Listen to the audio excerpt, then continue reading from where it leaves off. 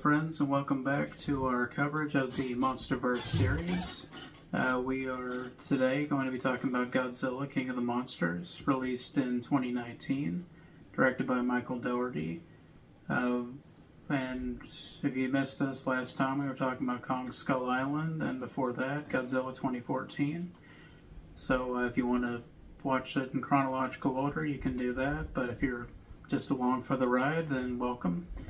So we got a very fun movie to talk about, in my opinion, but also a kind of a divisive movie in the fandom. So Grif, before we get started, just tell me what you know about this movie, so I can tell you, I know what to pinpoint, what to tell you. I've only seen like a few minutes of the first of this, and that's it. So I can't really tell you anything I know. Okay. Alright, so clean slate, that's fine. Well, I'll do my best to kind of give you the background on it and what's good about it, what's kind of an issue with that I have with it. Yeah. Just trying to give you the full spectrum of it. Okay. So, before we go into the movie, I do want to mention Michael Dougherty. Another movie that he did that I really liked was Krampus. Did you ever watch that? No. Released like 4 years before this, I think.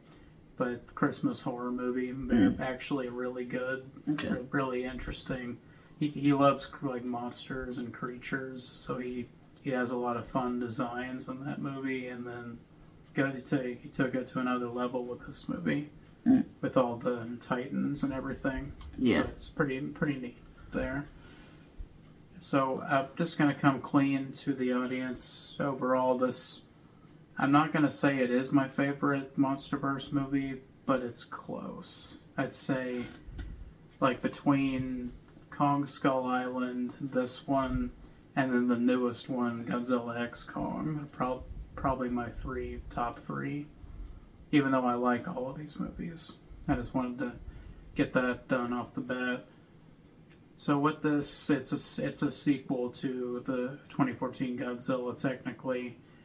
And it's all about the world, like, reacting to suddenly we know the Titans exist.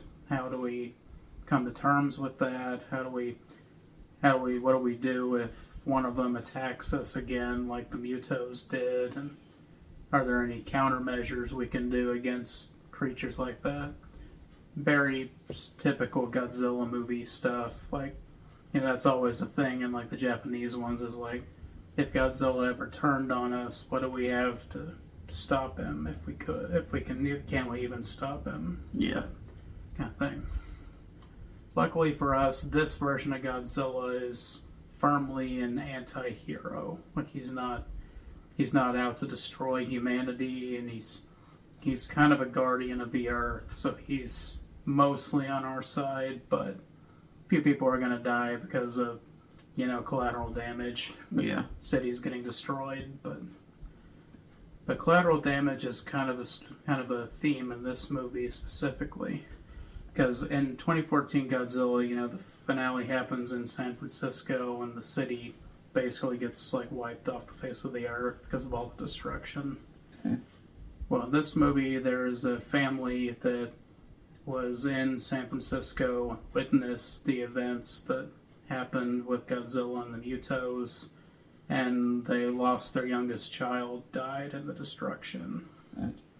So that acts as the catalyst for the plot of this one, because the family ended up breaking up because of the grief and trauma. So we have the dad who hates Godzilla for taking his son away from him, and kind of just internally wanting Godzilla to be destroyed, to take him out. But he's not the villain of the movie. He just has resentment toward Godzilla because of that, which I think is a nice, bit of character to him that makes it a bit more interesting. His wife she also was grieving her son, but she actually goes down a villain route in this movie, which is really interesting and kind of polarizing, because people were like, she was stupid for like trying to kill Godzilla by unleashing King Ghidorah, and like it's like causing so much destruction just in the nature of destroying Godzilla. And then there's a whole like thing where she wants the Titans to rise up and reclaim the Earth from the human race, basically. So it's kind of silly, but I think it's enough of a motivation that I kind of understand it, that Grif could do that to somebody. Yeah. But really, that's like the main plot of it, and then there's stuff with Monarch coming in because Monarch is still studying Godzilla, and this is the movie where you really figure out like there's a bunch of Titans that they've kept hidden for decades now that are in these outposts that are like dormant, sleeping basically. And everything starts when one of the outposts is attacked by a terrorist group that the mom is in league with, and they unleash King Ghidorah, which is a classic Godzilla monster. He's the giant gold three-headed dragon that is one of Godzilla's like main enemies throughout the franchise. So as a Toho fan, person who really likes the old Godzilla monsters and movies, this movie is really cool because it's got all the MonsterVerse flavor that have been established before, but it also has it's including all of these old Toho creatures, like new versions of them. Mm-hmm. So King Ghidorah is the main villain of the story, and when he wakes up and he is fighting Godzilla for dominance over the Earth, and basically he causes an awakening of all of the Titans around the world. And I don't think they ever say exactly how many there are, but we know that there's more than 17 throughout the world that are woken up because of Ghidorah. And the other classic Toho monsters you see in this, you get the holy trinity of Japanese monsters. You get Godzilla, you get Mothra, and you get Rodan. And to those who don't know, Rodan is the giant pterosaur looking thing that flies around. Rodan! He's not as old as Godzilla, but he came in around the same era as Ghidorah and Mothra did. So it's really cool to get all these old characters that we haven't seen in a long time in movies coming back with new versions that some of them are I think better, the best version of the characters that we've seen. Like Rodan specifically. I really like him in this movie. So all that craziness is happening, and the world's falling into chaos because of the Titans being unleashed, and they're going by the old idea of, an alpha of a pack leads the pack, and then all the members of the pack follow what the alpha's instructions are. Mm-hmm. Outdated science now, but it's just that's the concept they're going with, is that Ghidorah and Godzilla are fighting for that alpha position. Okay. And if Ghidorah wins, he's also revealed to be an alien creature. All the other Titans are technically ancient terrestrial creatures, that have been around inside the Earth for millions of years that are coming back. But he's actually an invasive species from outer space, which I think, if I remember right, at least I think that's the original version. Ghidorah is also an alien, so that was kind of a cool reference to that. Yeah. And Ghidorah in this movie is OP as fuck. That's all I'm gonna say, because he literally flies around creating thunderstorms and hurricanes. Like he changes the weather wherever he goes. Like the electricity and stuff that his body puts off. It changed. Literally, he has like a cloud that follows him everywhere he goes. And since he's an alien species, he's actually trying to terraform the Earth to change it into like his home world.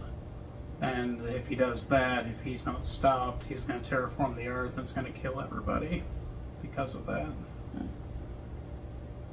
So this one felt like massive escalation and, like what the threat is that we're dealing with. And, I mean, the Mutos, if they had reproduced like they tried to do, would have been a bad problem, but they're still Earth creatures. They would change the food chain, but they wouldn't change like the entire environment of the Earth. Yeah. This one is like a global threat that we have to take out. And we try to help out Godzilla sort of by hitting Ghidorah with something called an oxygen destroyer, which is deep cut. That's like from the original Godzilla movie. That's how they killed Godzilla in it. This was a weapon of mass destruction created by the main character, and then he sacrifices himself to blow it himself and Godzilla up with it. Yeah.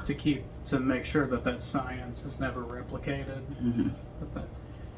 So they use the idea of the oxygen destroyer, but it doesn't kill Ghidorah because they didn't realize that Ghidorah was from space. Because the oxygen destroyer was basically designed to kill terrestrial creatures. So instead, it weakened Godzilla because he was in the blast, and it didn't kill Ghidorah. So, good job, everybody. Good job. You're doing great. Mankind strikes again. Yeah. We did it, Patrick. We saved the city. Yeah. Yeah, so then this is where the plot gets really interesting after, like, that's like the end of the first part of the movie. And then we follow Godzilla, where he actually goes to his lair down, like, in the bottom of the ocean. And then when the submarines get down there and they're following him, they see this lost civilization, a human civilization from eons ago that has never been discovered before. And it implies that the humans back then basically worshipped the Titans, or the Titans were like their gods, like gods of nature, basically. Which is really, really an interesting idea that they're blending science fiction with mythology like that, where back in the day, if humanity came across a creature like that, they would see it as a god or a guardian or something like, not something of science, not something of the natural world. Yeah. But then modern humans that are studying these creatures, they see them as animals, like they're trying to study them that way. Yeah. But it's a nice blending of those two ideas, and I think it's really cool. When I went to see this movie in theaters with Alex, we went and he goes to the underwater city where it has like all the hieroglyphics and stuff, and he's like, "It's Atlantis." It's literally Atlantis. Yeah. So they never say that, but it's like I'm applying it. It's Atlantis without saying it's Atlantis. Yeah. I thought that was a cool idea. And then to help Godzilla because of the oxygen destroyer damage that he took, he went back to his lair to like heal and feed off of the radiation that's down. And there's like a vent there where it's like during the Earth's crust, kind of. He's feeding radiation from within the Earth. The humans actually go in. Dr. Serizawa goes in with a nuclear warhead and sacrifices himself, activates the nuke, blows up Godzilla's lair technically, but supercharges Godzilla with the new nuclear radiation from it, and that's when he comes back swinging. Is he gets that power up from that, and they comes back to take charge, take out Ghidorah. Yeah. And something funny about this is that there's like the climax of this movie is like a tag team fight, basically. Because I mentioned Ghidorah, Ghidorah and Godzilla are the main combatants, but then Rodan and Mothra are also in the film. Rodan fights Ghidorah when they first meet, because Rodan's kind of like a shitheel in this universe. he wants to be in charge. Yeah. He fights Ghidorah, gets his ass kicked, and then he's Ghidorah's like second in command. And then, so it's like Ghidorah and Rodan versus Godzilla and Mothra as like the big final showdown. Yeah. Which is really cool to see. Just seeing all of them on screen together like this in a big fight was really nostalgic for me, because it just reminded me of those rubber suit days, Yeah, I miss the day of practical effect like that. Not that the new stuff doesn't look bad, but it just looks like another CGI movie. And what I'll say about that, what I like about the MonsterVerse is that, well, obviously the creatures are CGI. It's done with motion capture, like they're humans technically on screen, and then they map out the movements of the creatures with them. And it's really funny watching the behind the scenes of this movie, because seeing the guy who does Ghidorah, because he has the 3 heads, he uses his arms as like the heads. It's really funny. But I really like that it's a respectful to the franchise. It's different than the previous ones, but it still has the same DNA from the old ones, just with some new things thrown in. Which I think that's kind of like what you want to shoot for if you're going to do a renewal or a revival of a franchise, where it's okay to be different as long as it's not ridiculously different, like something in name only reboot that you get sometimes. Yeah. So really like that. And then I didn't mention that there's a bunch of different Titans. You don't see all of them or anything, but you just get glimpses of them on like monitors around the world, seeing them. Mm-hmm. Some of them have really unique designs, like Behemoth is one of my favorites. He's like this giant mammoth sloth looking thing, giant tusks, and he walks around like a sloth or an ape. Yeah. But then the ending happens, and as a fan of this franchise, Mothra dies, because Mothra dies in like every movie. So I was really sad about that, but it was pretty cool that she took out Rodan too in the fight, that was cool to see them fight and her get the upper hand on him. Yeah. In the fight. But then her last act is Godzilla's down on for the count against Ghidorah, and she goes up to him and gives him all of her life energy into him, and then she dies. And then he comes back and he's got a thermonuclear power. His color scheme changes completely, and he just really cool visually. And instead of the atomic breath that he's had this whole time, his attack in this is like this giant burst shockwave thing that he does, where Ghidorah's going at him, and he just goes, hits him with a full wave of radiation, and every single wave that hits him just starts melting him. Nice. Just turns the city of Boston into a giant fireball. Killing Ghidorah in the process, but then we get to the ending of this movie, and I just really like how they did this.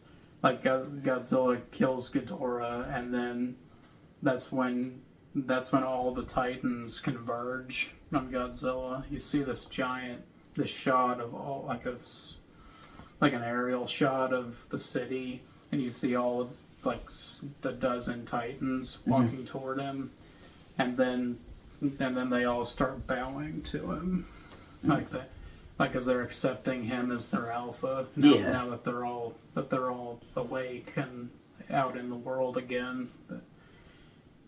And of course, and Rodan cracks me up in this scene because he's still alive. Like Mothra took him out of the fight, but she has like a stinger in this movie, and she stung him, and so he like fell off the building they were fighting on.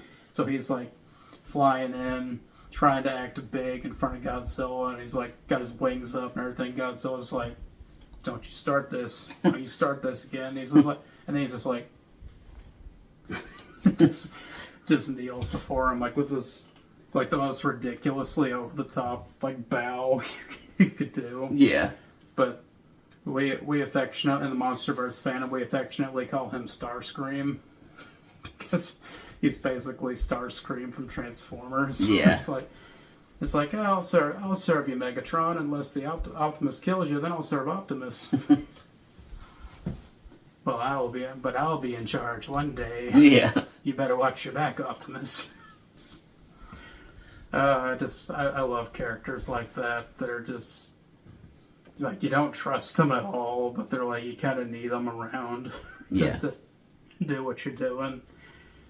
But yeah, this ending shot and the music and everything and then Godzilla roars at the sky, and then it cuts, and that's the end. And the music, and then the song starts playing. They did a cover of, have you ever heard Godzilla by Blue Oyster Cult? Yeah. They did one of the composers of this movie did a revamp of the song with like bass boosted and with like chanting and stuff as the background to the song.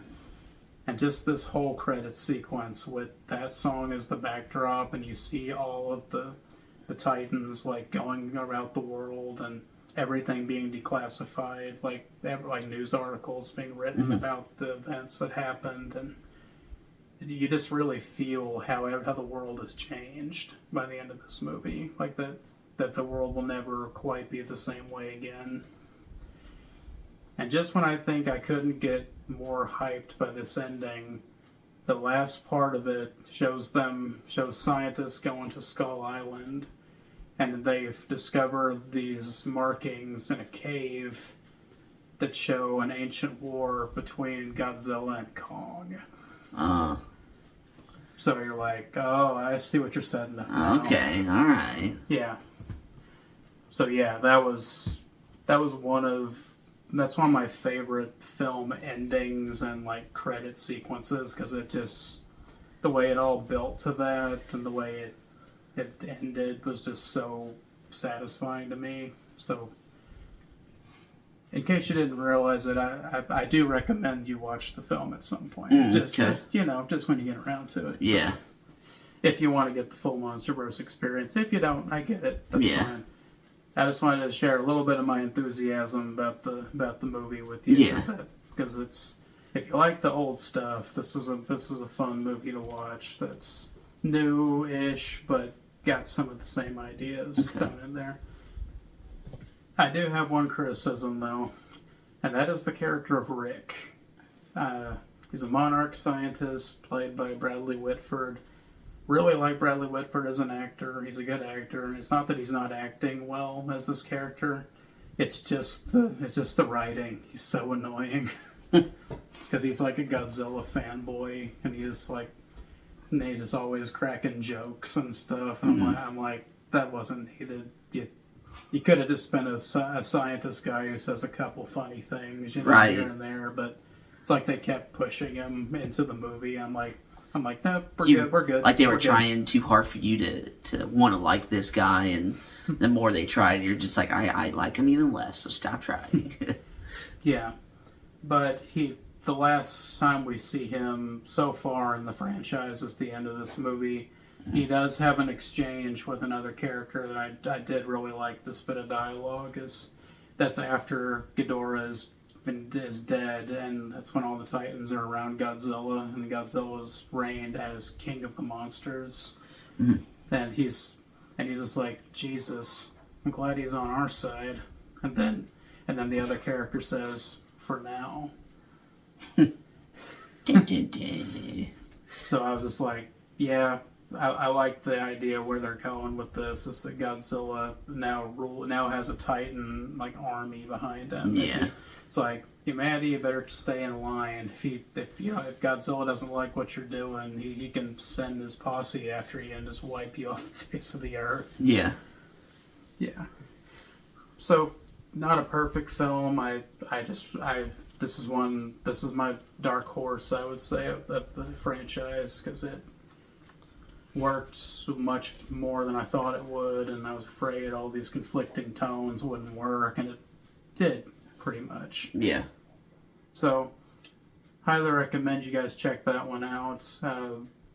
Next time, we'll be visiting what the end of this movie set up, Godzilla versus Kong.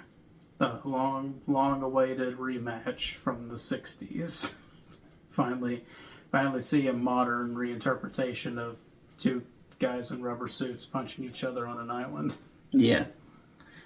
So look forward to that, and we'll see you next time.